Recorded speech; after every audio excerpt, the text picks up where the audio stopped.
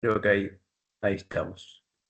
Perfecto. Bueno, damos inicio. Bienvenidos a todos, a todas, a este encuentro sobre autonomía individual. Es un encuentro que estamos haciendo en forma conjunta con el Seminario de Derecho Constitucional y el proyecto de investigación de la Constitución de la Democracia Deliberativa. Y un poquito, bueno, primero agradecerle a todos y a todas por estar y al profesor Alejandro Bottini que gentilmente siempre se prende a transmitir y a dar sus conocimientos con nosotros. Como siempre digo, bueno, profe de Derecho Constitucional, ahora docente también a cargo de la cátedra y además es profesor de no solamente de grado, posgrado, así que es un agradecimiento, Ale, que puedas venir, estar y tomarte el tiempo, ¿sí? Por estar con nosotros. Me gustaría contarle, antes de comenzar, quizás un poco cómo surgió esto de la autonomía, porque en realidad se viene gestando esto, me acuerdo en el 2024 con el seminario constitucional trabajamos el tema de igualdad no sometimiento, derechos de los DESCA y demás, y Ale Bottini en uno de los encuentros, yo recuerdo que recalcaba esto de trabajar el tema de la libertad, resignificar el valor de la libertad y comenzar con esto que se vincula con el tema de autonomía. Aparte, a partir de ahí es como que dijimos, bueno, acá hay un déficit que nosotros estamos muy focalizados con el tema de la igualdad y falta trabajar el tema de la libertad, específicamente el tema de la autonomía, que además es algo central, digamos, en el derecho constitucional, que podríamos hablar de democracia, igualdad y libertad o autonomía. Así que eso fue un poco lo que incentivó este trabajo para empezar a armar este primer encuentro y seguramente otros sobre autonomía.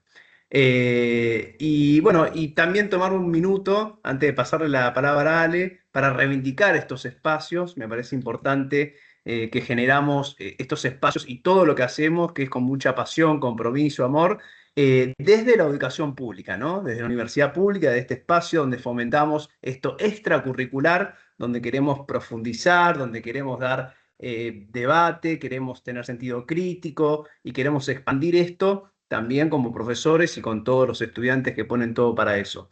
Y lo digo porque en un momento en el cual la educación pública me parece que está bastante como bastardeada, creo que sostener estos espacios y reivindicarlos me parece sumamente importante previo a comenzar con esto, ¿no? Me parece muy importante en un momento donde todo es superficial, estos espacios de profundidad, creo que es importante reivindicarlos y que vienen de la mano de la educación pública. Así que quiero como sostener eso, también además, por supuesto, del cumplimiento de la ley de financiamiento de la educación pública de las universidades. Así que bueno, dicho esto, que me parecía importante, Ale, mencionarlo, te paso la palabra para que puedas desarrollar sobre el tema de la autonomía individual. Bueno, buenas tardes. Nuevamente gracias al profe Rossi y a todo el equipo del seminario que empujan estos encuentros, estas actividades con mucha pasión y con mucha dedicación. Y gracias por la generosidad de la presentación nuevamente. La idea de hoy es que haga un pequeño repaso de media hora, no más 40 minutos, y sí después entrar en una discusión crítica, porque el punto de cierre, si se quiere, de la parte teórica va a ser la idea de perfeccionismo, paternalismo y el diseño de políticas públicas. Y en eso creo que todos tenemos un montón para decir. Entonces sí, como también somos militantes de la idea de la discusión crítica, el intercambio de ideas, esa parte creo que también tiene que estar. Así que les pido por favor que en esa parte nos metamos todos, ¿no? Nos metamos todos. Bueno, vamos a centrarnos por ahí en el andamiaje teórico más tradicional relacionado con el artículo 19. Algún autor ha señalado que acá encontramos el pilar central del conjunto de derechos que nuestra Constitución reconoce. Como sabemos, el artículo 19 une dos preceptos normativos que en experiencias anteriores de nuestra historia institucional justamente estuvieron en artículos diferentes, pero que en el proyecto y luego la Constitución de 1853 fueron aunados en este artículo 19. Parecerá un poquito precario, pero creo que es interesante que lo lea.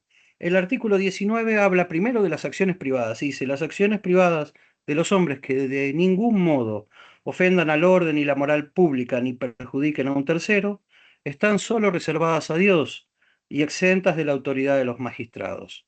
La segunda oración, la segunda parte de este artículo, establece que ningún habitante de la nación será obligado a hacer lo que no manda la ley, ni privado de lo que ella no prohíbe. Nosotros nos vamos a dedicar a la primera parte, perdón, del artículo 19, este relacionado con las acciones privadas.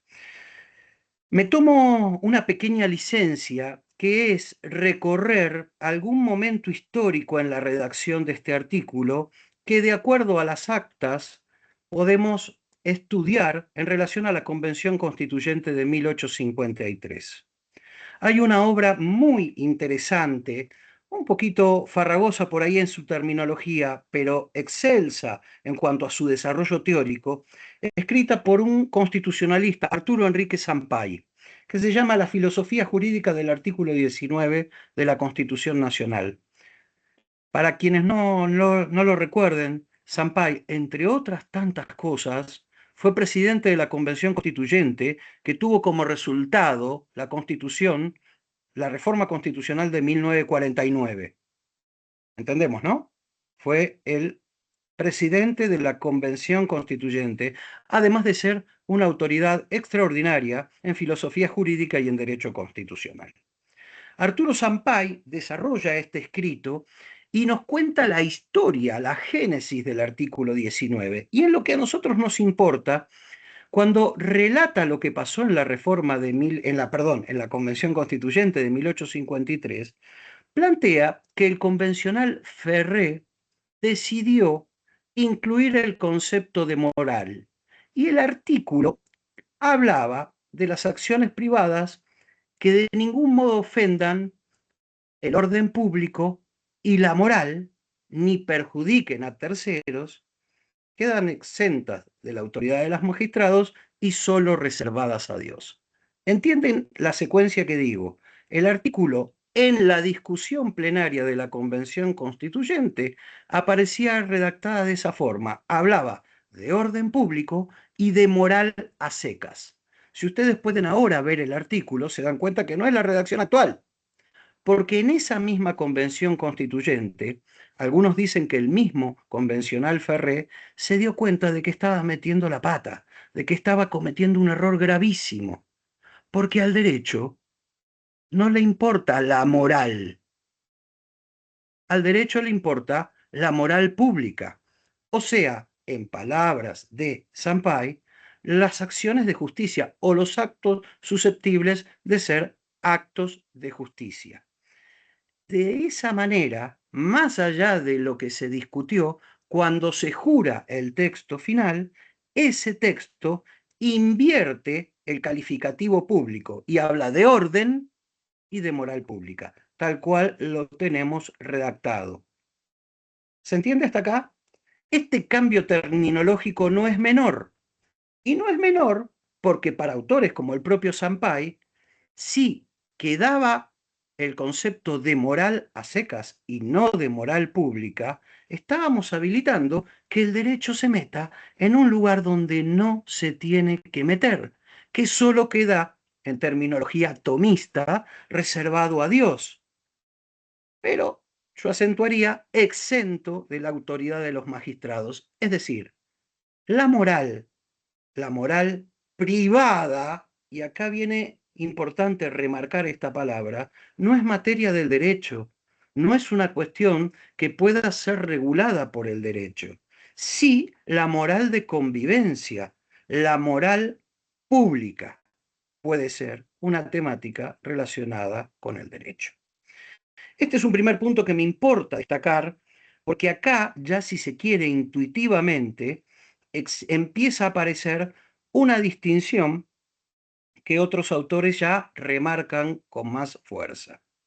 Y esa distinción es que no podemos tratar como sinónimos el derecho a la intimidad del derecho a la privacidad. Este es un punto en el que me quiero detener. ¿Por qué? Porque cuando después, más adelante o en otros encuentros, repasemos la jurisprudencia de la Corte Suprema de Justicia de la Nación, nos vamos a dar cuenta que en general la Corte Suprema, en la mayor parte de sus fallos, los trata como sinónimos, privacidad e intimidad. Pero nosotros entendemos que teóricamente hay una distinción central. La idea de las acciones privadas o el derecho a la privacidad importa algo diferente que la protección de la intimidad, que la salvaguarda del derecho a la intimidad. El derecho a la privacidad significa que se debe proteger cualquier acción que no interfiera con los planes de vida de los terceros. El derecho a la privacidad significa la posibilidad de desarrollar cualquier acción que responda a una moral autorreferente a su propio plan de vida y en tanto esa acción no signifique dañar la posibilidad del desarrollo del plan de vida de un tercero, esa acción se encuentra protegida. Y acá vamos a ver varios elementos. De esta forma, acción privada no necesariamente significa el ámbito material en donde se desarrolla esa acción. Significa, acción privada, acción de la conducta de la persona, del sujeto, autorreferente con su propia moralidad en el diseño de su plan de vida. Será acción privada, desde esta óptica, desde esta lógica, toda acción que no viole la posibilidad de desarrollar un plan de vida de otro sujeto, es decir, que no viole derechos de otros sujetos. Hasta acá es clara mi desarrollo, quieren que refuerce algo.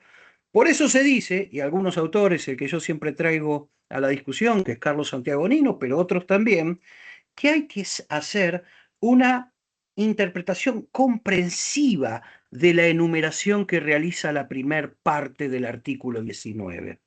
Y si ustedes rascan mucho o rascan un poco en el fallo Basterrica, fundamentalmente en el voto de Petracci, van a darse cuenta que esta es la lógica que utiliza Petracci. Y esa interpretación comprensiva es no entender a la enumeración que hace el artículo 19, orden, moral pública, ni perjudiquen a un tercero, como definidoras de tres conductas diferentes, sino como comprensivas de la definición de una misma conducta. Esto es lo que plantea Carlos Nino. Nino dice que no violamos, perdón, que no cuando no perjudicamos a un tercero, no estamos violando ni el orden ni la moral pública. Como contrapartida, perjudicar a un tercero importa violar el orden y la moral pública. ¿Estamos hasta acá? Ahí Candela levantó la mano. Dale, Candela.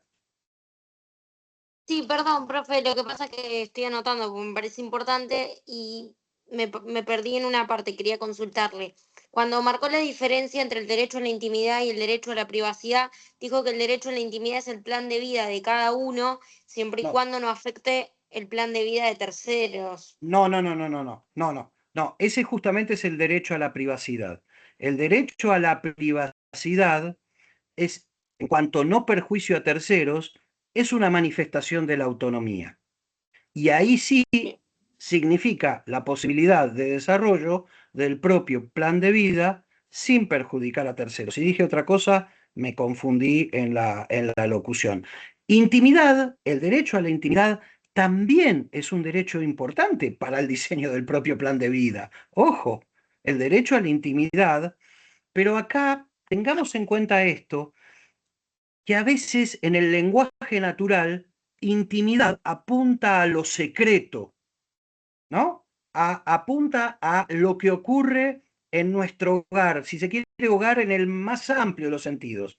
Y autores como Nino, por ejemplo, y otros dicen, en realidad este derecho no está tan protegido en el 19, aunque sí, pero sí tiene su manifestación más expresa de protección en el 18 de la Constitución, la correspondencia, los papeles privados, el domicilio. Eso apuntaría más a la protección del derecho a la intimidad. ¿Está? En tanto, la construcción que vamos a hacer durante toda esta parte teórica de privacidad tiene más que ver con sí la posibilidad de la autonomía. Y de la autonomía entendida como la posibilidad de tener valores autorreferentes de tu ideal de vida y poder seguirlos. Dicho en fácil, de poder planificar tu plan de vida de acuerdo a tu voluntad. ¿Está? Hasta acá un pequeño paréntesis de algo que no vamos a abrir ahora. ¿De planificar o de concretar tu propio plan de vida? Esta pregunta se engancha con la introducción de Fer y el derecho a la igualdad como no sometimiento.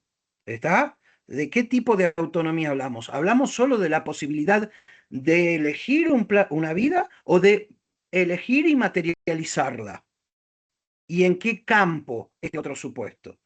Yo sé que acá desordené un poquito, por lo menos mi idea original, pero esto me sirve muy bien para colgarme de la introducción espectacular que hizo Fernando, relacionando esto con la idea de igualdad material, de igualdad real o de igualdad bajo el principio de no subordinación o no sometimiento.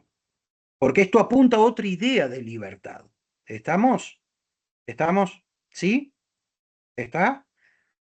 No venía ahora, pero viene bien decirlo, y si bien es un párrafo largo, vale la pena leerlo, para ver cómo lo que intento presentar como dos derechos diferentes, bueno, se me cayó una pila de carpetas, suele ocurrir en este momento, lo que suelo presentar como dos derechos diferentes, la Corte en la generalidad de los fallos que nosotros estudiamos lo presenta casi como sinónimos.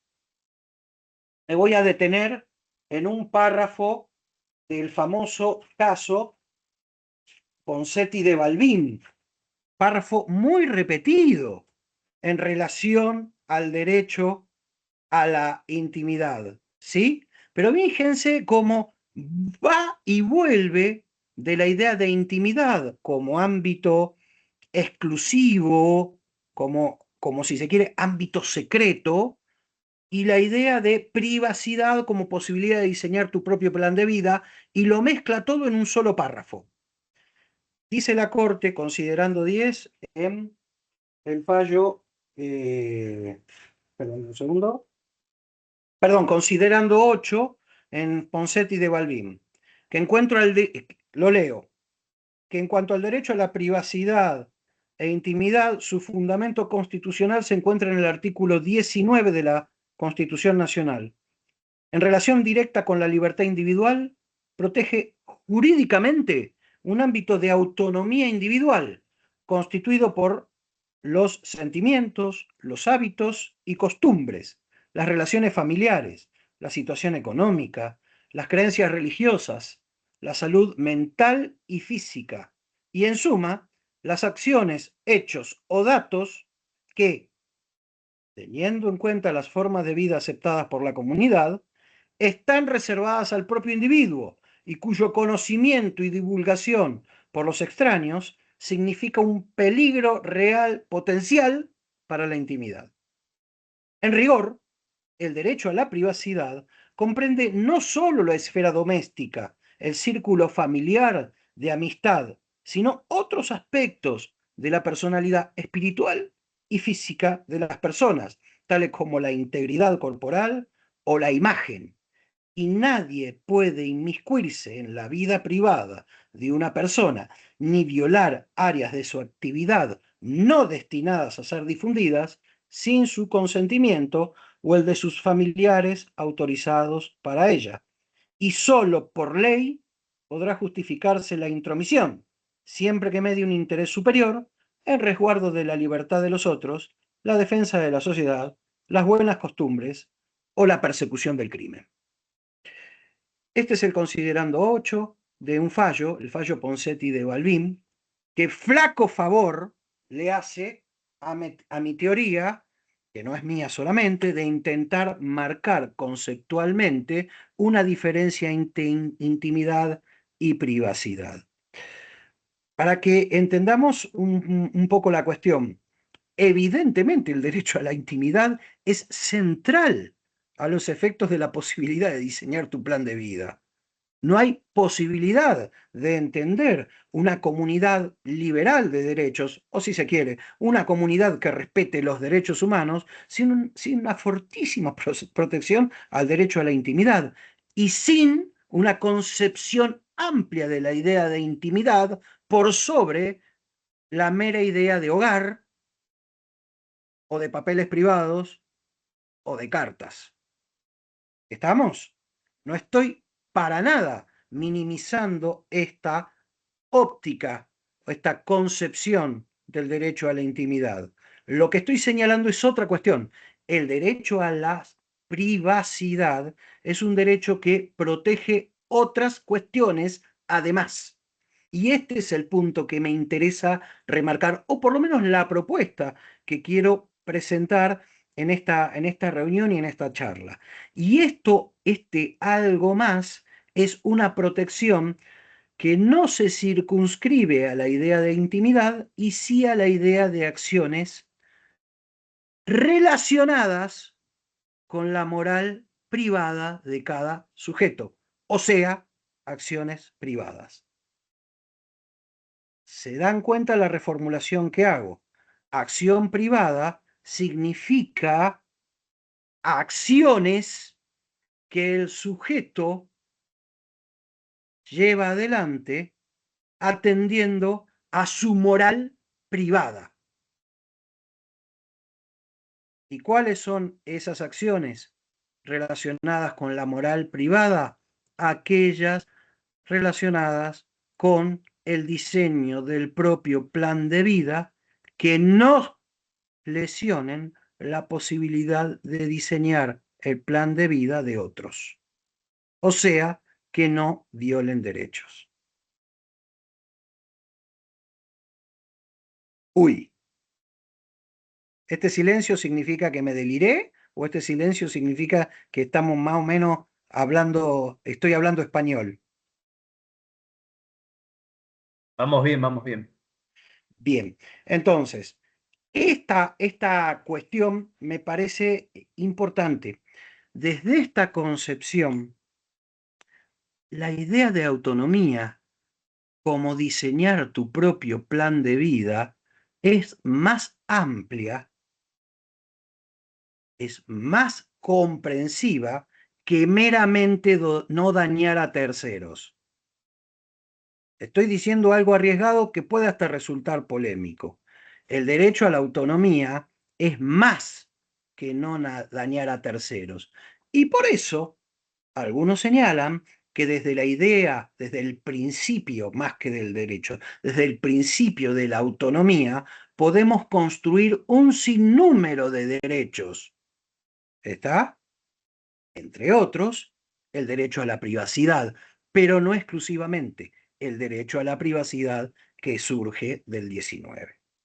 O sea, la idea de autonomía personal tiene entre sus manifestaciones no dañar el derecho de terceros. Pero la idea de autonomía personal es algo mayor, es la posibilidad de elegir y materializar su propio plan de vida. ¿Está? Es poder materializar su propio plan de vida. Y entender que cada persona puede establecer un ideal propio de lo que entiende por lo bueno para su propio plan de vida. ¿Está? ¿Sí? Acción privada no tiene que ver con si son accesibles o no al público.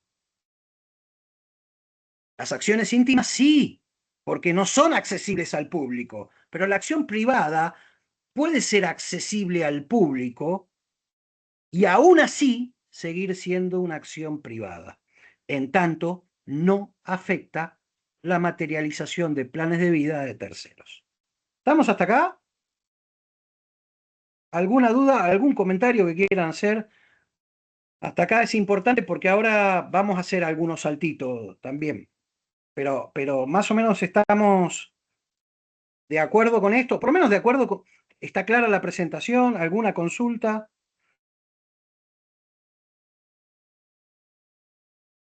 Bien. Bien.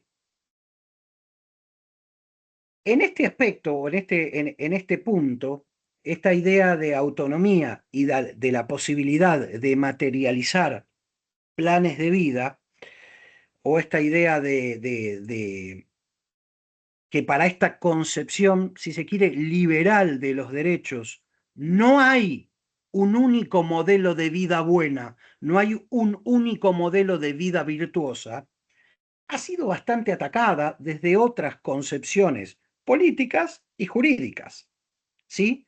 Y una de las críticas que se le dice es, los liberales que sostienen esto, en realidad esconden frente a una supuesta neutralidad valorativa la defensa del plan de vida liberal.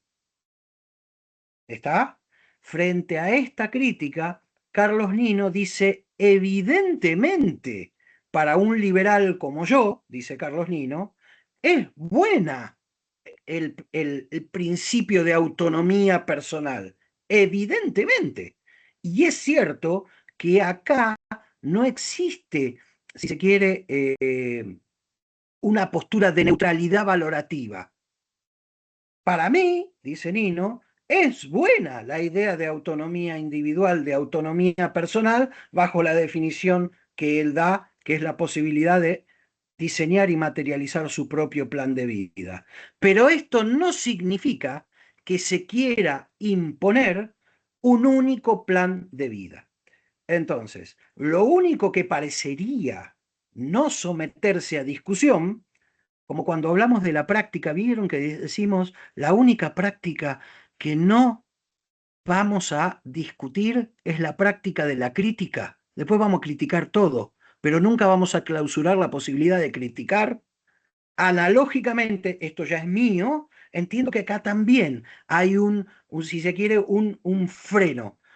Está todo, todo diseño de plan de vida es bienvenido, mientras no clausure la posibilidad de diseñar el plan de vida, mientras no clausure la idea de autonomía.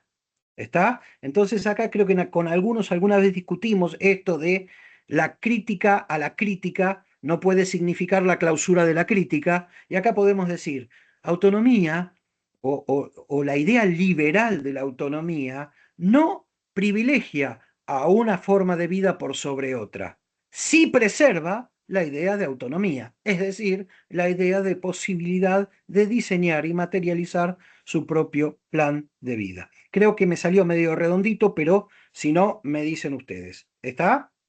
¿Sí? Ahora, cuando clavamos esto en la materialidad de las sentencias de corte, por ejemplo, o de el diseño de políticas públicas, nos encontramos con primero un concepto rechazado por esta teoría liberal, que es el concepto de perfeccionismo.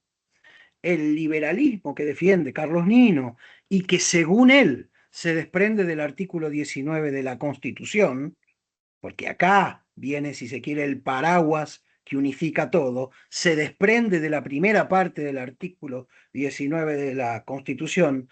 Este liberalismo no eh, permitiría, no permitiría la difusión, si se quiere, la promoción de un único ideal de lo bueno, de un único ideal de plan de vida. A esto se lo titula perfeccionismo. Y para esta concepción del artículo 19, los fallos de corte, o las políticas públicas que intentan imponer un único ideal de moral individual son fallos de corte o políticas públicas perfeccionistas, contrarias al precepto y a la práctica que debemos reconstruir del artículo 19 de la Constitución. ¿Sí? Nuestra Corte Suprema ha tenido diversas etapas en su desarrollo jurisprudencial, probablemente esto pueda ser materia de un futuro encuentro, y ha pasado de políticas o de sentencias absolutamente perfeccionistas a sentencias que no fueron perfeccionistas y que honraron este espíritu del artículo 19 de la Constitución Nacional.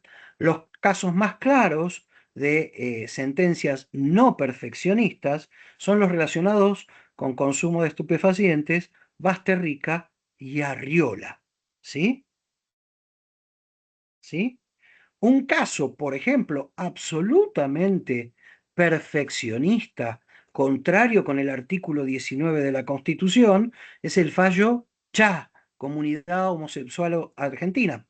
Si recuerdan, si recuerdan, se le denegó, en realidad se dejó firme una resolución de la Inspección General de Justicia que denegó la personería jurídica a la comunidad homosexual argentina por entender, ¿no?, que no podía jamás la defensa de estos valores, de estos principios, de estas formas de vida, significar una idea de asociarse con fines útiles del 14 de nuestra Constitución. Una aberración jurídica de nuestra Corte que después, por suerte, fue dejada sin efecto en otro precedente, el precedente ALIT, Asociación por la Lucha, de Lucha por la Identidad Travesti Transexual. Años después, la Corte, en ALIT, deja de lado, revierte la nefasta doctrina de Comunidad Homosexual Argentina. ¿Está? Comunidad Homosexual Argentina es un claro ejemplo de un fallo perfeccionista. ALIT es un claro ejemplo de un artículo que honra el principio liberal del artículo 19 de nuestra Constitución. ¿Sí? Este repaso igual lo vamos a dejar para otro momento. Sí quiero destacar que además de estos periodos sobre perfeccionismo y concepción liberal que fue teniendo la Corte a lo largo de su historia, igual, aún en su concepción más liberal, en sus fallos más liberales, de mayor protección a derechos, nunca fue del todo claro en esta distinción que hacemos entre intimidad y privacidad desde la reconstrucción teórica que estamos proponiendo en este encuentro. ¿Sí? ¿Está hasta acá más o menos? El problema es que después tenemos que evaluar la práctica concreta. Y en la práctica concreta vimos que en el diseño de políticas públicas hay cuestiones en donde parecería que el Estado, sea por medio de sus políticas públicas o sea por medio de sus leyes, estaría dando preeminencia a determinadas opciones por sobre otras de las personas. Y acá es donde aparece un concepto que podemos discutir y poner en cuestión, que es el concepto de paternalismo. ¿Hasta cuándo determinada orientación en las políticas públicas puede ser aceptable y cuándo empieza a transformarse en un perfeccionismo intolerable porque pretende uniformar un único plan de vida? Por ejemplo, la educación obligatoria. La educación obligatoria. ¿Cómo justificamos en este debate la educación obligatoria? Por ejemplo, determinadas leyes de protección al consumidor y al usuario. Por ejemplo,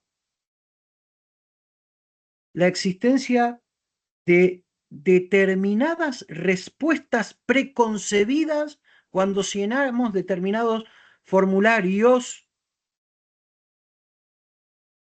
que hacen que tengamos que cambiar la opción si queremos optar por otra cosa.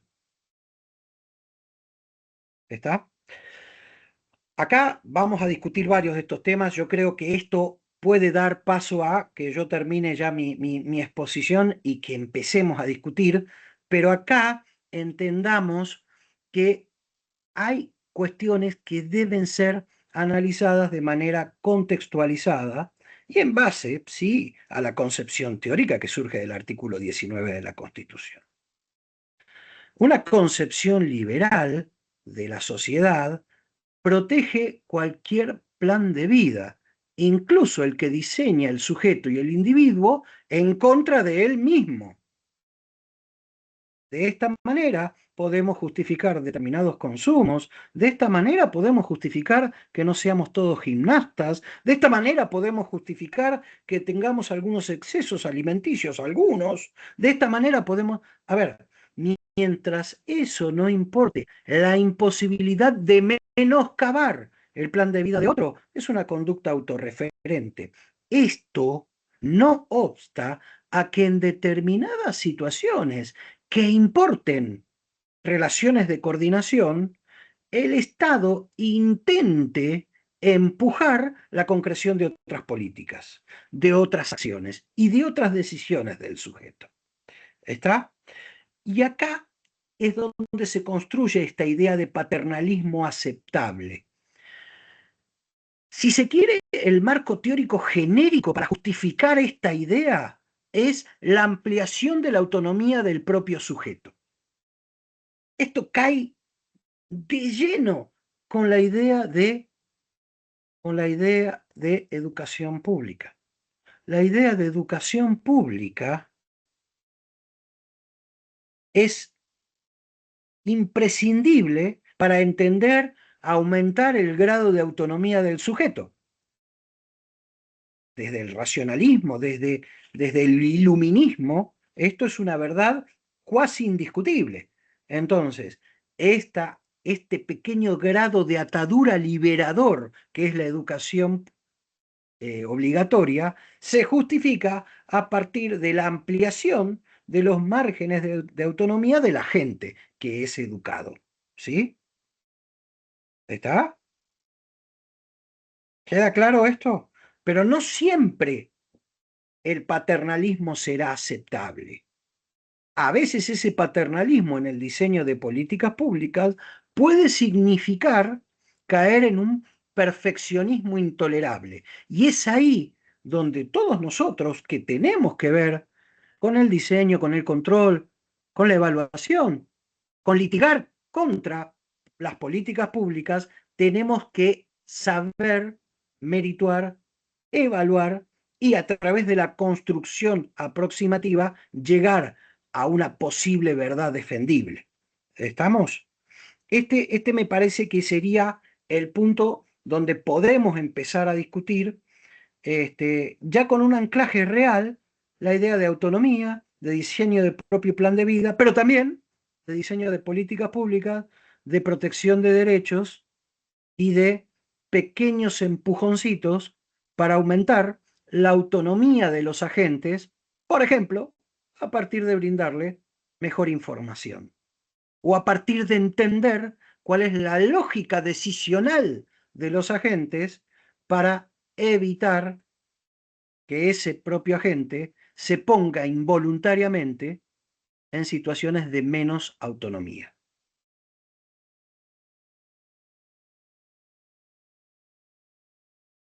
Yo creo que acá como introducción está, si les parece, empezamos a discutir. Faltan varios tópicos, pero empezamos a discutir cuestiones. Ahí María Celeste había levantado la mano. No sé si seguís.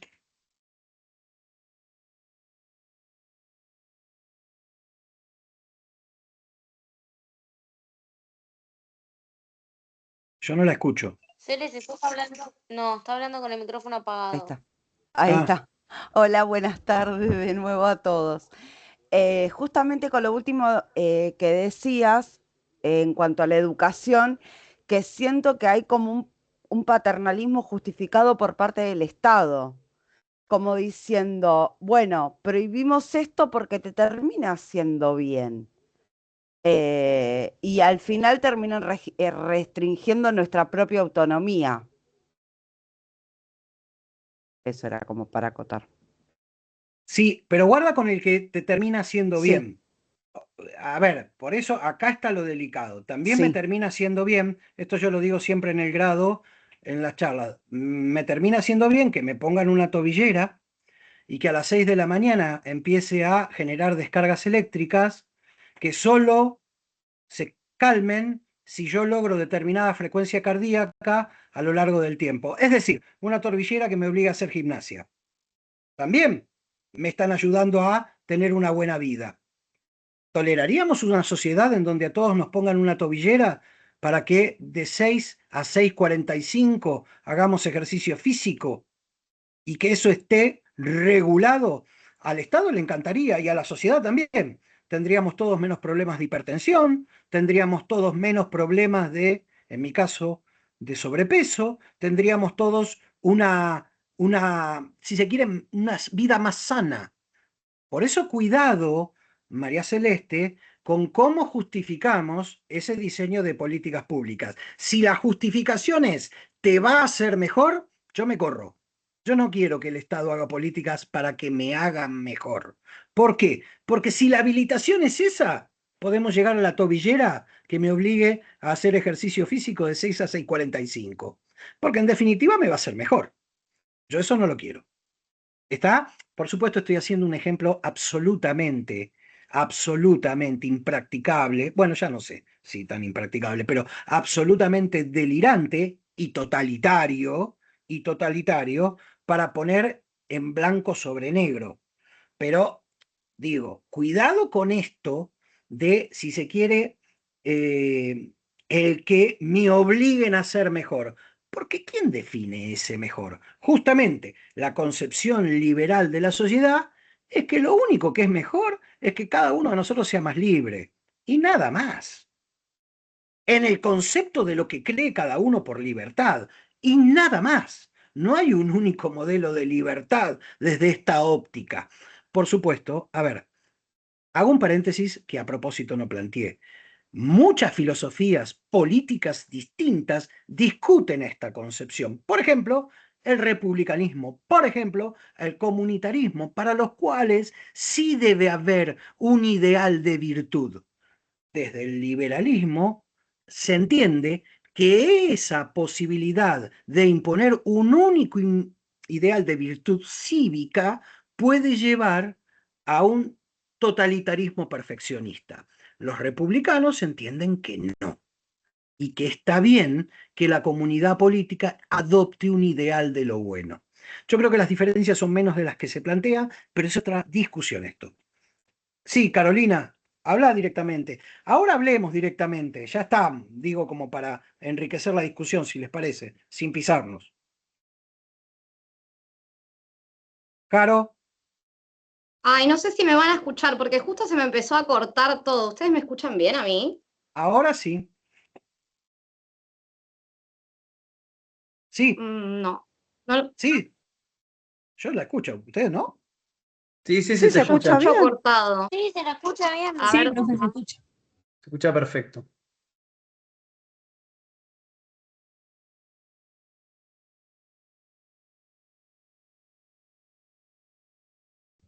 Bueno, ahora no se escucha, no sé si estará hablando.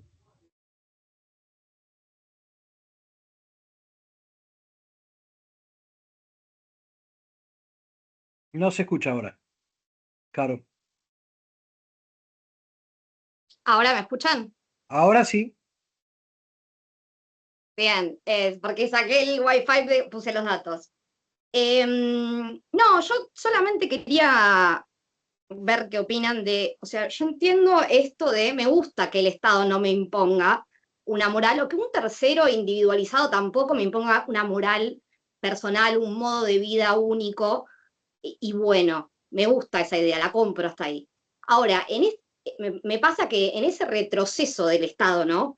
En ese miedo del Estado de elaborar políticas públicas por no caer en el paternalismo o en el perfeccionismo, no avancen otros actores de poder también, como pueden ser medios de comunicación, redes sociales hoy en día, como que yo siento que en ese retroceso del Estado hay un avance de otros actores de poder que imponen de algún modo un modo de vida bueno, que podrían imponerlo también. Sí, a ver, indudablemente, primero que es un punto central, es un punto central. Caro, para ir a ese punto, ¿me permitís hacer una vuelta? A ver, el artículo Sí. 19 nosotros siempre lo estudiamos también como el que justifica, recuerden, la libertad de conciencia, la libertad de pensamiento y la libertad de creencia. No importa acá cómo cada profe da cada uno de los derechos, el derecho a la libertad religiosa, el derecho a la libertad de expresión, no importa cómo lo da cada profe, pero sí entendemos que hay una idea bicéfala. Hay una parte absoluta, que es la libertad de pensamiento, la libertad de creencia, la libertad de conciencia, y una parte susceptible de ser regulada, que es la exteriorización. ¿De qué? De esas ideas, de esa información, de tus creencias religiosas, etc. Digo brevemente, repito, no importa el abordaje que dé cada profe, pero independientemente del abordaje que da cada profe, estos dos componentes están presentes. Y siempre solemos decir, hay una parte absoluta, la libertad de conciencia, la libertad de pensamiento, la libertad de creencia es absoluta. Ahí sí es absoluta, ahí sí es el ser dejado a solas. ¿Está? Evidentemente hay una concepción del sujeto como un sujeto que puede propender a la autonomía y que es libre en sus decisiones. Evidentemente. Probablemente tengamos que revisar siempre esta idea y no pecar de naif, porque en algún momento uno puede decir, bueno, pará, no sé en este punto si ese ámbito es tan inexpugnable frente a la sociedad de masa, frente a la inteligencia artificial, frente a los nuevos medios de comunicación o lo que sea. Volveremos a revisar esto. Estoy de acuerdo con vos en ese punto, pero acá no estamos hablando, guarda con esto, de ausencia de Estado. En ningún momento dije esto, ¿eh? Y mucho menos retracción de lo público, ni de casualidad. No estoy planteando eso. Yo estoy planteando que en el diseño de políticas públicas, la idea de diseñar y materializar planes de vida tiene que estar en el eje central de ese diseño, por ende, si se quiere en términos jurídicos, acá le estoy hablando más a los politólogos, pero en términos jurídicos, de garantizar derechos. Por eso hablo de una concepción más robusta de autonomía, porque la entiendo como la posibilidad de materialización de planes de vida. Entonces, desde el concepto de autonomía que estoy proponiendo, hay determinados bienes que pasarán a ser bienes jurídicos que hay que proteger y mucho. Y desde esta forma, los derechos económicos, sociales y culturales apuntan a proteger determinados bienes primarios básicos que tienen que ver con la autonomía. O sea, si sigo desarrollando mi idea, no voy a proponer menos injerencia de las políticas públicas, casi te voy a proponer más. Lo único que estoy diciendo es que en este diseño no caigamos en un paternalismo intolerable o en un perfeccionismo totalitario. Esto es lo que estoy diciendo. ¿Está? Es distinto. Es distinto. Una cosa es proveer recursos. Una cosa es proveer herramientas para que la persona pueda conseguir sus propios recursos. Y otra cosa es, con estos recursos solo puedes hacer tal cosa. Eso ya sería otro punto. ¿Está? Otro punto que deberemos discutir. ¿Sí? ¿Se entendió a dónde voy, Caro? Porque no discutir, decir o entender que hay que evitar el perfeccionismo o el paternalismo intolerable, no significa bajo ningún punto de vista la retracción en el diseño de políticas públicas necesarias para que los sujetos sean más autónomos, porque de esto se trata mi concepción liberal, que cada uno de nosotros sea efectivamente más autónomo, que efectivamente pueda materializar su propio plan de vida. A ver, A ver, porque si no, mi discursito es susceptible de que, y entonces, si yo quiero para materializar mi plan de vida tener un yate, el Estado me lo debe proveer, porque seguro que en el debate público precarizado eso sería el contraargumento a lo que quiero plantear. No, estamos hablando de bienes primarios. Por eso hablamos de derechos fundamentales, porque apuntan a esos bienes primarios para la posibilidad de materializar tu plan de vida. Pero ojo, tampoco somos quienes para calificar a los planes de vida de otros como insustanciales, como frívolos, como poco importantes. ¿Está?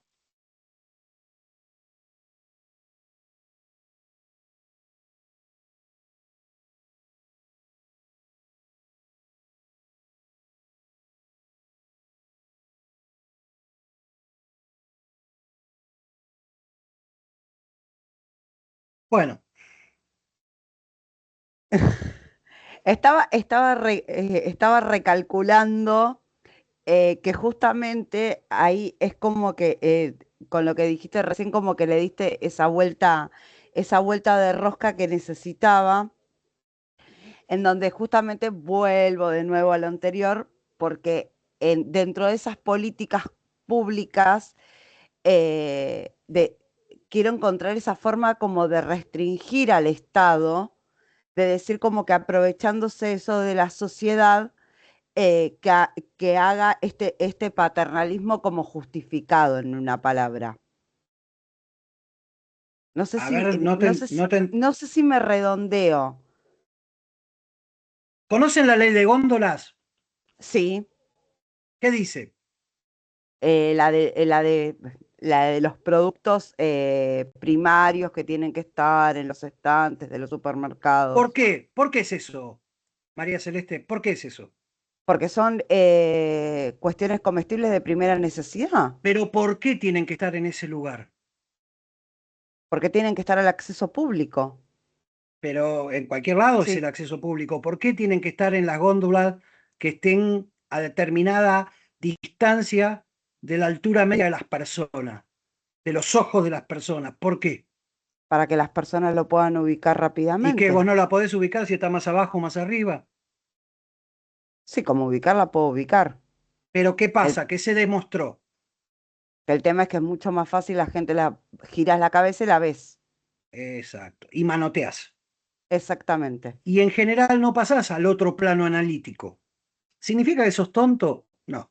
No, ¿Significa que sos menos autónomo? No. no. Significa que se ha comprobado que uno automatiza determinadas conductas y no las pasa por otro plano analítico. Algunos hablan de la parte A y de la parte B del cerebro. No me voy a meter en esas cosas porque no Sí. sé. Pero no importa. Hay un estudio sobre las conductas humanas y más sobre las conductas dentro de las relaciones de consumo. Entonces, yo no violento la autonomía del consumidor, del sujeto consumidor, estableciendo que determinados productos tienen que estar lejos de la mano. No violento la autonomía. ¿Está? Sí.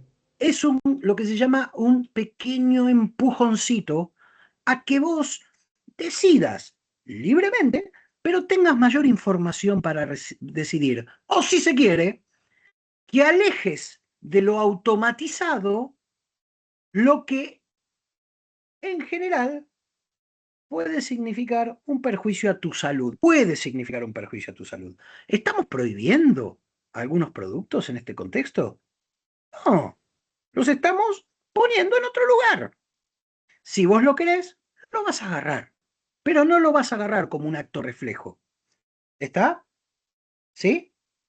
Viola la autonomía individual del consumidor que el producto esté un poquito más arriba o un poquito más abajo. No. Entonces podemos entender que la ley de góndolas, en este aspecto, contiene un paternalismo tolerable. ¿Está? Sí. ¿Está? ¿Sí? Sí. Perfeccionismo sería que se prohíban los ultraprocesados. Prohibimos los ultraprocesados.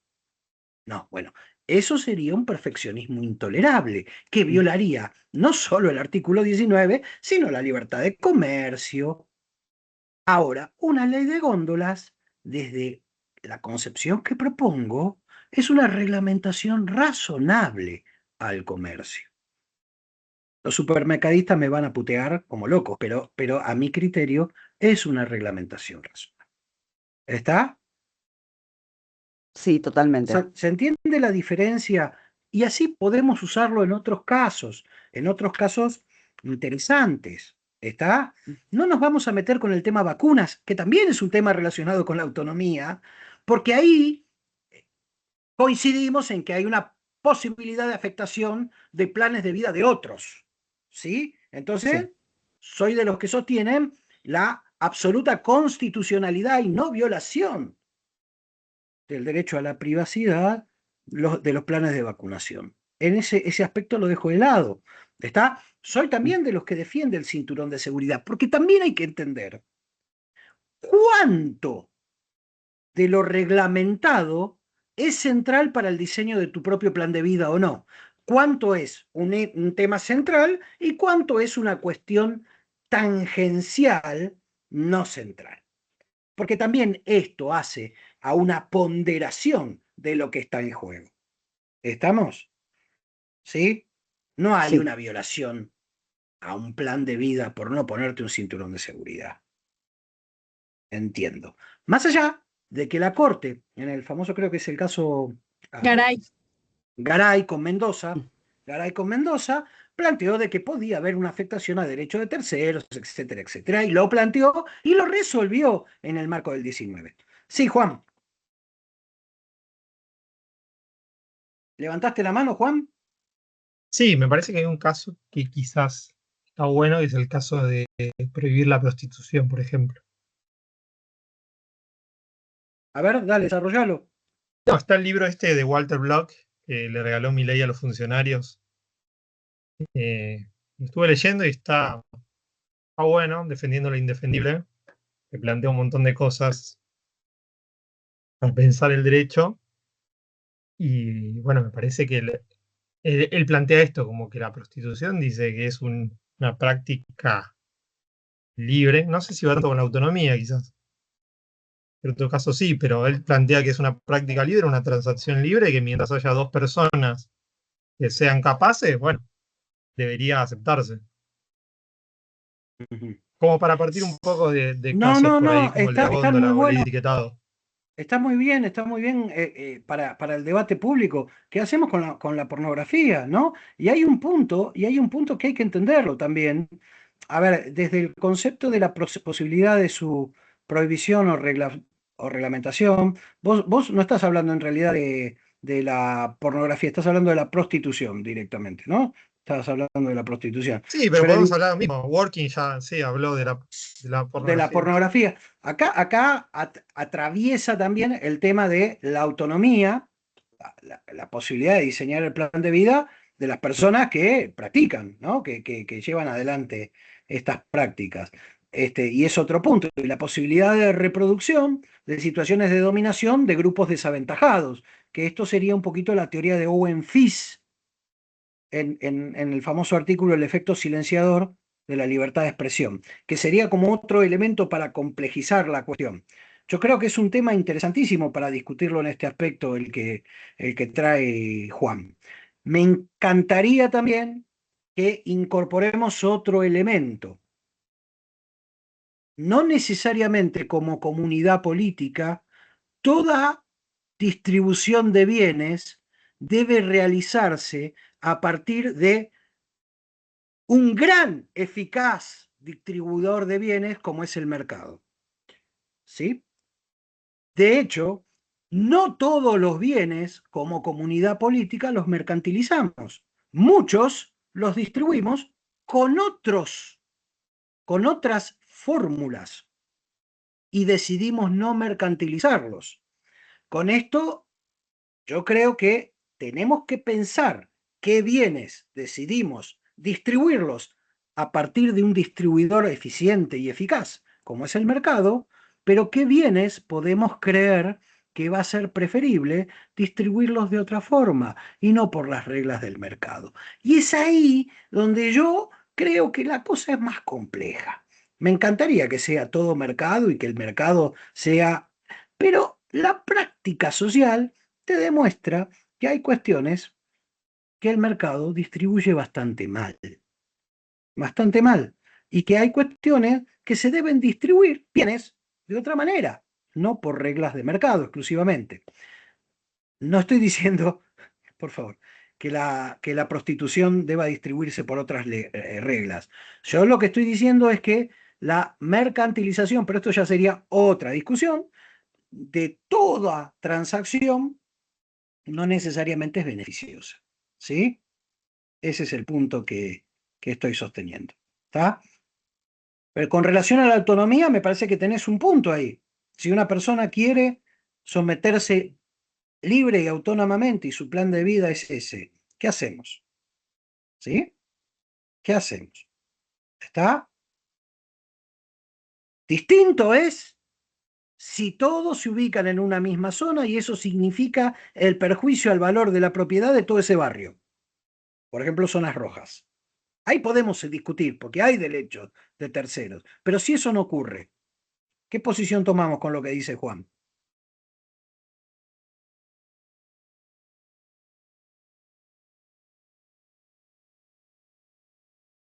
No sé, Juan, ¿vos qué pensás?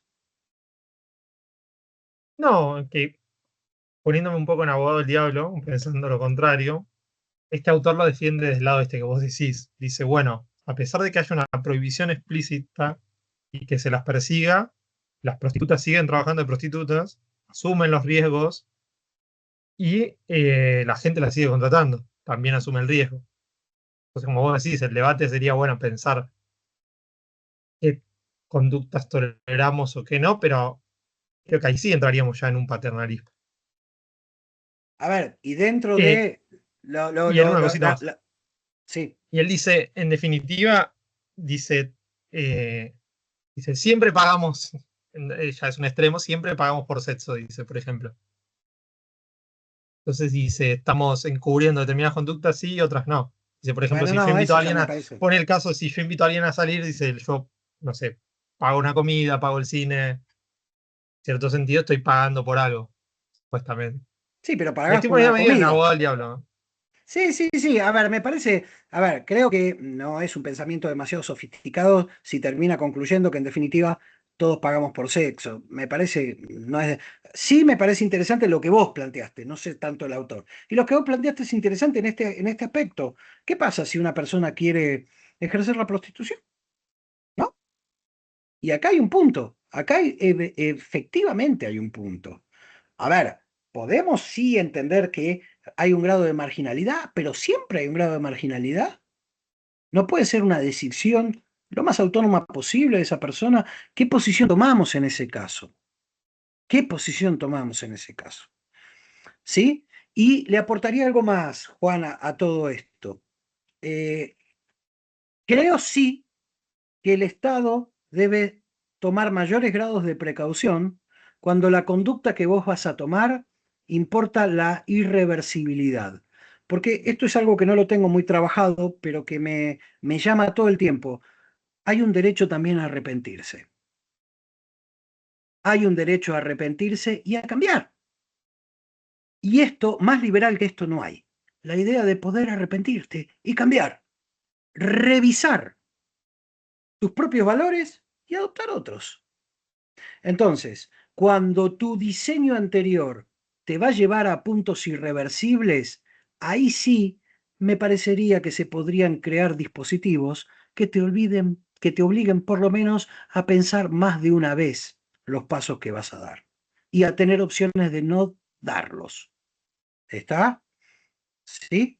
Entonces, en toda acción cuyo arrepentimiento después sea imposible o casi imposible, yo buscaría generar dispositivos que te obliguen a recapacitar, no para hacerte cambiar de opinión, sino para que vos te puedas permitir una nueva lectura de la acción que vas a adoptar. Yo lo llamo el derecho a arrepentirte.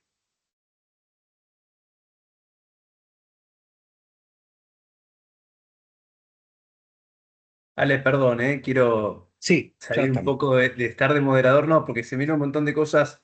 Primero, ¿no? En referencia a lo último que decís, también me parece a mí que no pensás que puede haber un peligro de bajo te estoy cuidando para que tengas posibilidad de arrepentirte, de incorporar un modelo perfeccionista. Pienso en la eutanasia, ¿no?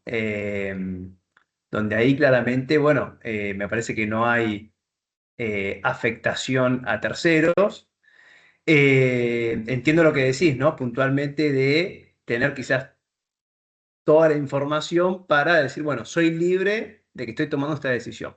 Se me pone este tema de la eutanasia como Pero no otros dije más que ejemplos. eso, Fer, ¿eh? Solo le ¿Eh? pondría por ahí volvé a pensarlo. Tomate una semana Ok, más. Nada más, no ok, mucho más, ¿eh? ok. No mucho más. Y después con respecto a esto de que quizás, no sé si se me viene a la cabeza casos donde en realidad sí el liberalismo quizás tiene un cierto perfeccionismo que tiene que ver con decisiones quizás que afecten a la dignidad, pero no a terceros, a la dignidad de la persona. Digo que ahí me parece que se sale esta idea del 19 de hago mi propio plan de vida en cuanto no afecta a terceros. Eh, no se me viene ahora, así como a la cabeza, casos que pueda mencionártelos. Eh, Pienso también en el tema del casco, ¿no? Vos dijiste el cinturón y el casco de moto. Eh, no sé, hay una prohibición expresa, es una política pública y es sumamente paternalista y no entiendo, a diferencia quizás de el fallo reciente que habla del Caray, cinturón de Garay, que menciona, desde mi perspectiva, un poco muy... no me termina de cerrar esto de que puede llegar la persona también a desprenderse y afectar a otros. ¿Vos cómo ves el tema puntualmente esto del casco? Eh, Como política pública y cómo se estaría cubierto dentro del 19 o no. ¿puedo ir un poquito antes? Sí, sí, sí, sí. Porque los tres principios liberales que desarrolla la teoría liberal de Nino, o sea, no se agotan en autonomía, ¿no? Él habla de autonomía como posibilidad de diseñar tu plan de vida. Voy a decirlo muy brevemente, ¿no? Inviolabilidad, como esta idea de que ninguno de nosotros es medio de nadie, todos somos fines, asociado a la autonomía. La idea de autonomía es un bien que si se quiere es agregativo. Puede haber una sociedad muy libre donde haya esclavos, pero esos esclavos son violados en su dignidad y en su autonomía. Entonces, a la autonomía la corregimos con la inviolabilidad. Pero él plantea un tercer principio, que es el que vos dijiste, el de la dignidad. Y la dignidad significa que yo puedo conscientemente restringir mis porciones de autonomía. Porque si no, sería lo paradójico de lo que vos estás planteando muy bien. Entonces, la autonomía no me permite ser menos autónomo, un delirio. La autonomía, si quiero, me debe permitir ser menos autónomo. Y a esto Nino lo llama dignidad. La posibilidad de, voluntariamente, resignar tus porciones de autonomía. Él dice, yéndose ya a un extremo, vivir en comunidad y aceptar las prácticas de la moral o del derecho voluntariamente significa resignar porciones de autonomía. Voluntariamente. Y a eso se le llama dignidad. Pero vos vas más lejos y está muy bien. Y está muy bien. Vos voluntariamente podés decidir ser en algunos momentos o en algunas cuestiones de tu vida un poco menos autónomo. Por supuesto. Si no, no sería liberal esta concepción. Sería perfeccionista, como vos bien lo planteás. Sería perfeccionista. Entonces, sin la corrección de la dignidad, la autonomía sola se transforma en perfeccionismo. Por eso hay que estudiar los tres principios: autonomía, inviolabilidad de la persona y dignidad de la persona. Asociado y corrigiéndose. Esto por un lado. Lo del casco a mí me somete sí a un problema, porque evidentemente yo no veo directamente el perjuicio a terceros. ¿Sí? Y acá claramente hay un paternalismo. Ahora, realmente, ¿qué concepción o plan de vida puede tener como eje central de su desarrollo autónomo los pelos al viento. Bueno, yo porque soy pelado, no me importa esto, pero ¿se entiende lo que quiero decir? Acá es donde deberíamos preguntarnos y hacer un correctivo a todo este desarrollo. ¿Qué bienes están involucrados? ¿Hay, si se quiere, una evaluación perfeccionista cuando califico que los motivos por los cuales vos no querés usar casco son secundarios, accesorios, aleatorios? ¿Está? Es un punto y realmente me pone con una evidente contradicción en donde tengo que apelar a estos correctivos de los bienes que están en juego. Y esto me puede hacer caer en el riesgo de imponer determinados ideales. Por ahí sí. ¿Está? Sí. O sea, no te di ninguna respuesta, pero evidentemente hay un problema. No, ¿Sí? sí se entiende, se entiende. Bueno, ahí justo Naira después tiró otra y Naira levantó la mano. Sí, Naira. Sí, profe. No, nada, me gustó mucho lo que estaban hablando acerca del fallo Garay, del cinturón de seguridad, lo del casco y nada, noté un poco lo que habla el profe Bottini sobre esta idea de dignidad, donde uno mismo restringe porciones de su autonomía. Para mí eso está más conectado eh, a cómo uno se somete a convivir en sociedad, o sea, porque si vos te sometes, no sé, a la ley de tránsito, que tenés reglamentado cómo hay que andar en la sociedad para evitar cierto caos, digamos, ahí sí uno mismo estaría restringiendo su autonomía, pero no solo para preservarse así. O sea, sí no veo la afectación a otros, pero para mí involucra más el protegerse a uno mismo, como que eso te daría más autonomía. No sé si termino de cerrar la idea. No, no, te entendí perfectamente. Está muy bien el ejemplo. El tema, a ver, vamos un poquito más para atrás.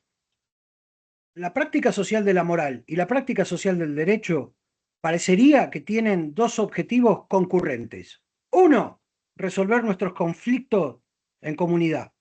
Dos, ayudarnos a cooperar en comunidad. ¿Está?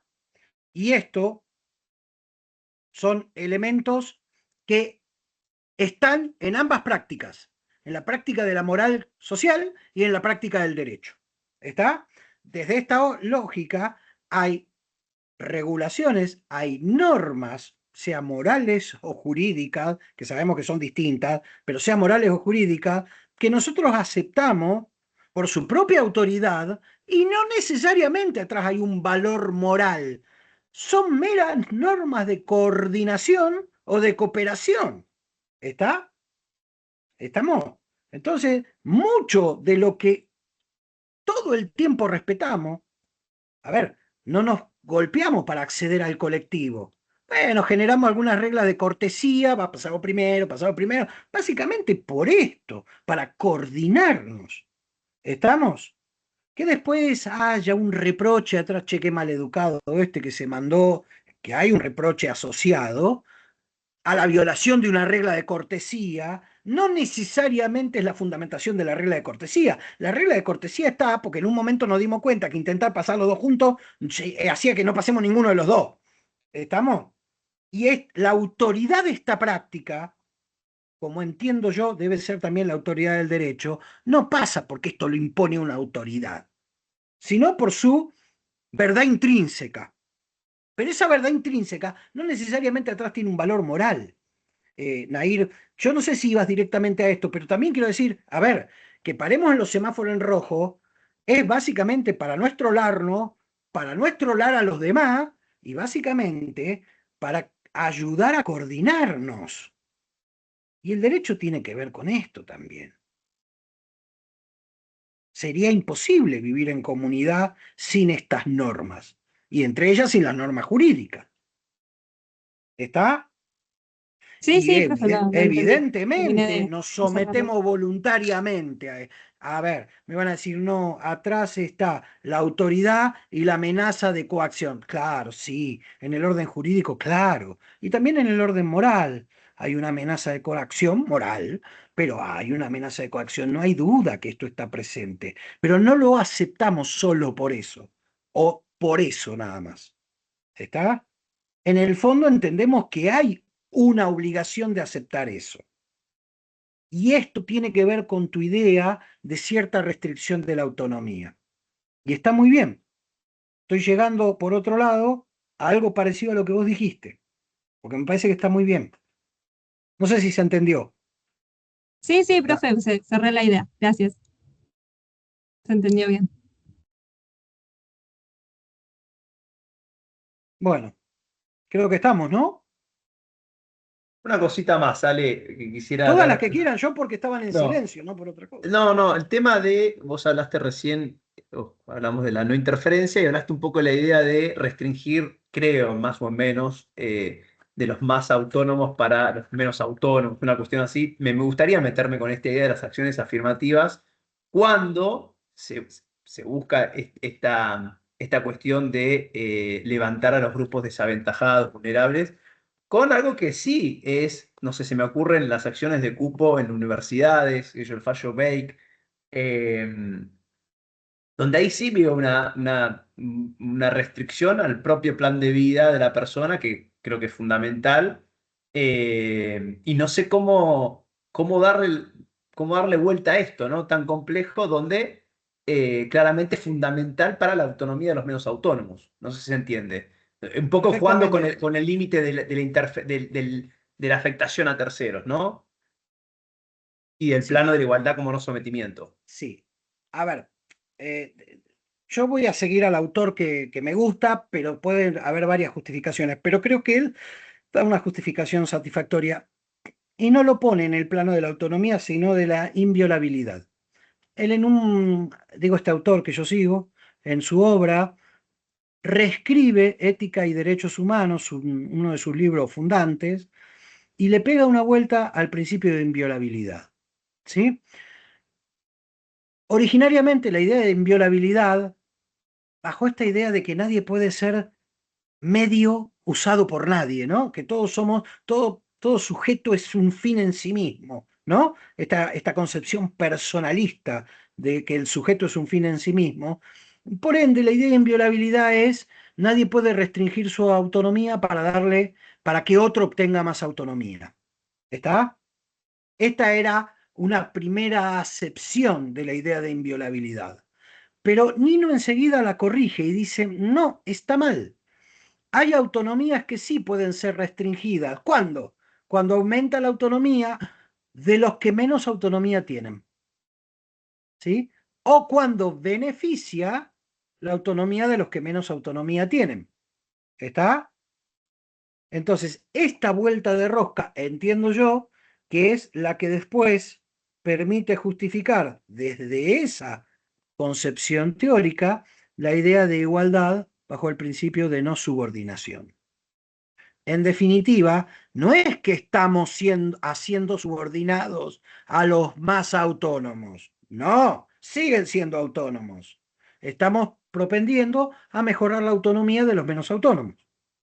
Entonces, tiene que ver con el segundo principio rawlsiano, no me quiero meter, que es el principio de diferencia, ¿no? El principio de toda diferencia será justificable cuando mejora la situación de los más perjudicados. ¿Está? Este sería el segundo principio rawlsiano. Yo creo que Nino, inspirado en esto, hace esta vuelta de rosca a su concepción de inviolabilidad. ¿Sí? Entonces, podemos estar a favor de. La diferencia puede ser que un médico gane mucho más. Ojo, ¿eh? O que un piloto de aviones gane mucho más. A todos, incluso a los más pobres, nos conviene que un médico gane mucho más. ¿Entienden el punto? Guarda que el principio de diferencia no es un igualitarismo absurdo. ¿Está? Por eso logra, a criterio de los rawlsianos, superar la crítica que se le hace a cierta concepción igualitarista. ¿Está? Porque él dice, vamos a justificar que cierta gente gane más siempre que eso mejore a los más desaventajados. ¿Sí? ¿Está? Entonces acá, Estamos. esta concepción, esperen un segundo, no sé ni dónde está el teléfono. Bueno, ya lo voy a encontrar. Perdonen, hay un teléfono sonando que es el mío, no sé dónde está. Bueno, ¿se entendió más o menos esto? Es para seguir discutiéndolo, ¿no? Pero Se hay, entendió, si se sí. quiere, ahí un correctivo que ayuda a entender esta idea. ¿Está? Y que no tiene que ver tanto con la autonomía, sino con cómo distribuimos esa autonomía. Perfecto, Ale. Y antes que me gustaría, me quedé con algo que me gustaría preguntarte, vos lo diste como, según entiendo, según el autor de Nino, esta cuestión de tomar el artículo ya literal, saliendo un poco quizás más de la filosofía de Nino, pero un poco más yendo a lo dogmático del 19. Eh, orden, moral pública y afectación a terceros. Vos lo das como tres términos, o sea, que englobaría uno solo, y hay algunos autores que esto lo discuten, ¿no? Como un Totalmente. poco, bueno, no hace falta la afectación a terceros, puede afectar el orden público o la moral pública. Y ahí creo que hay muchos, no se me viene tampoco ahora a la cabeza, quizás jurisprudencia y demás, donde también, digo, no hay afectación a terceros, pero al orden público. Y creo que ahí también se esconde una especie de perfeccionismo en esa idea. Yo coincido, por eso discuto a los que intentan definir orden público o moral pública como algo distinto a afectación a terceros. Yo creo que es una discusión.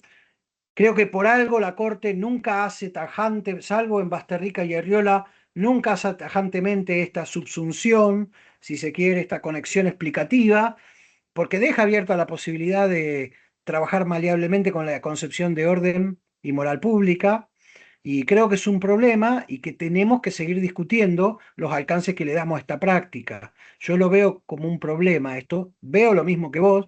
Es muy discutida la concepción de Nino, ni siquiera es uniforme.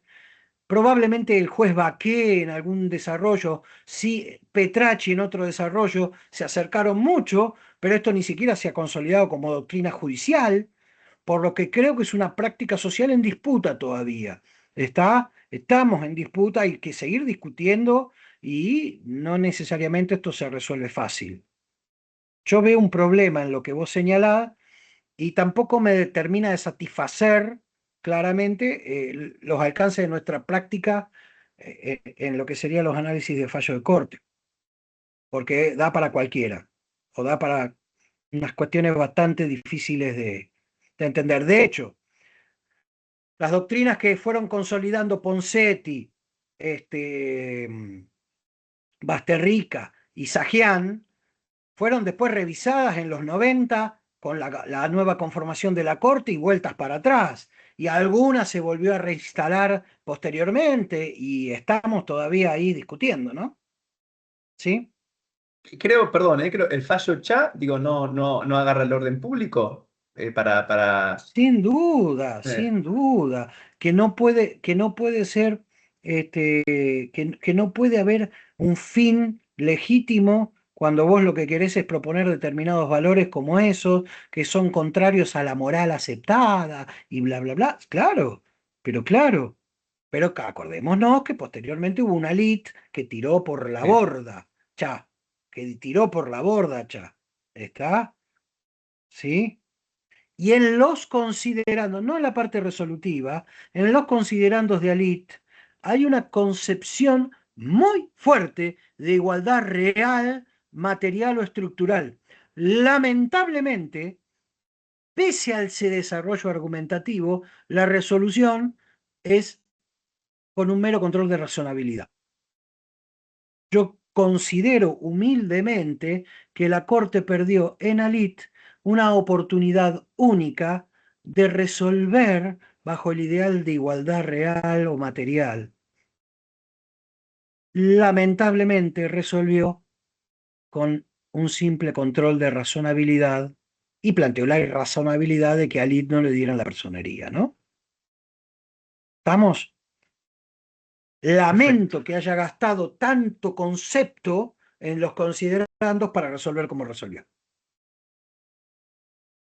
Cuando podría haber hablado de presunción de inconstitucionalidad, de toda afectación a un grupo desaventajado a priori es inconstitucional y debe el Estado demostrar el interés estatal primordial y el medio menos lesivo. Bueno, nada de eso usó.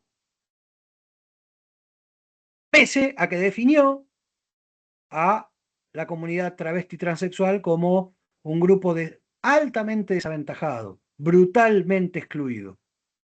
Y sin embargo, no resolvió así.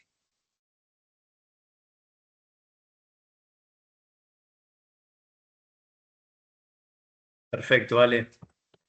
¿Te parece que vayamos, no sé si alguien tiene alguna intervención más o... Yo me parece que tocamos varios temas, no sé si fueron de utilidad, pero creo que los logramos tocar, por lo menos desde una mirada introductoria. ¿Está? No sé si nos parece, bueno, podemos dar por cerrado el encuentro. Agradecerte, Ale, obviamente por el tiempo, la dedicación. Siempre nos encanta escucharte. Esto, por supuesto, va a quedar no solamente grabado, los vamos a subir a los respectivos canales tanto del profe Bottini como del mío, porque muchos me dijeron que por el horario tenían que cursar, irse, estaban viajando en colectivo. No se preocupen, los vamos a subir así podemos como dar la posibilidad que todos tengan acceso a lo de hoy y también la posibilidad de generar este otro encuentro para seguir profundizando sobre la autonomía, ¿no, Ale? Yo creo que tenemos que entender que estos son cuestiones introductorias y cuestiones aproximativas y hay que seguir pensando y espero no haber sido demasiado concluyente en nada, porque la idea era no ser tan concluyente en nada. ¿Sí? Bueno, gracias Fernando y nos vamos. Sí. Bueno, un saludo, un abrazo a todos, a todas. Gracias por estar. Gracias, Ale. Y bueno, Gracias a ustedes. Como seguimos siempre, muy generosos por escuchar. Muchas gracias. Saludos, No, gracias, gracias a profe. No, gracias a Buena tarde, ustedes. chao. Chau, chau. Hasta luego. Un abrazo. Chau, chau. Gracias. Muchas gracias. Chau, chau.